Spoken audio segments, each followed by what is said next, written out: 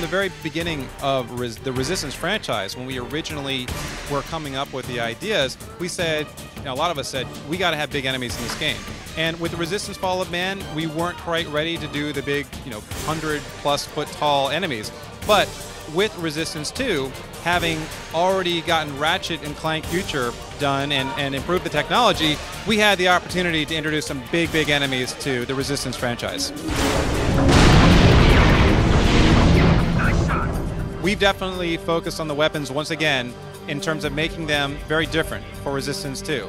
But we also brought back some of our favorite weapons from Resistance 1 and added some tweaks.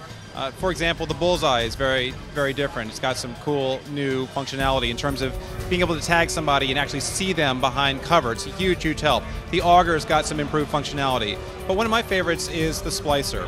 The Splicer is a weapon that fires electromagnetically charged saw blades. The game is a lot more visceral. There are bodies exploding and their limbs coming off. There's a lot of stuff going on, and for us it was kind of a lot of fun to put that into the game.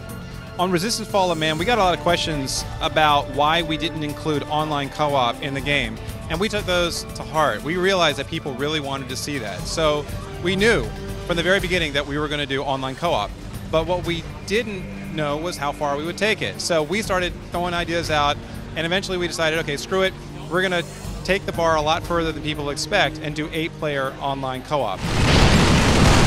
We scale our encounters based on the number of people who are in the encounter, and also scale the health of our advanced enemies based on how many people are in the group.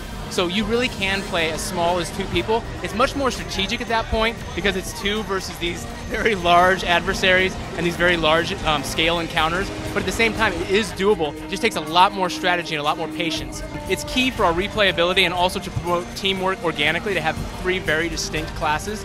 They each have very distinct roles as well. The soldiers are tank and are very much our damage sponge. He has more health than the other classes and is provided a shield that he can use to take a lot of fire on the front lines. The Special Ops is very much a glass cannon. He deals a lot of damage but has less health than the other classes. And the Medic, of course, is our primary support class. His playstyle is different, and again, to promote replayability, but he focuses primarily on the group.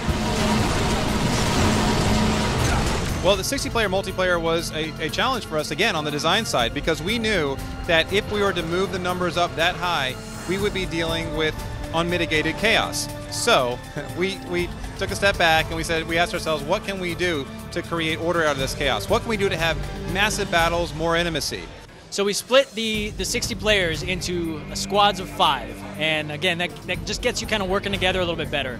It also lets us kind of coordinate the battles a little bit more, and then we use the objectives.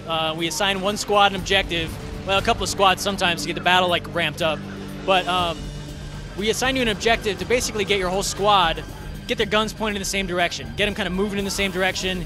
You look around, you see your squad mates, they're going to the same place you're going to, and that really helps. Just helps you coordinate with them. It gets a kind of a feeling of teamwork going, and so that really kind of helps bring the sense, I don't know, the kind of experience that clans often have because they're coordinated, they're organized, and things like that. It helps bring that to kind of every gamer. Just if you're just sitting on the couch, a pickup gamer, you're not organized, you're not in a clan or whatever. It really helps them get that feeling of teamwork and camaraderie and depending on each other and working together to overcome the other team. ProPixel Leatherization Diffusion for us has been a really important piece of technology that we adopted during the development of Resistance 2. And in fact, it enabled us to get pigeons into the game because pigeons are a very important part of Resistance, and their AI is so complex that we have to use these specialized techniques so that we can have flocks of them moving around the game. I think Resistance 2 has more to offer than any shooter out there, and it is a super high quality game. It's going to give you a lot of game for your money because of its modes. I mean, it's got a big single player campaign, it's got the online co-op, which has huge replayability factor, and of course it's got the multiplayer competitive with its separate modes. There's just a lot to do in Resistance, and it's a really fun game.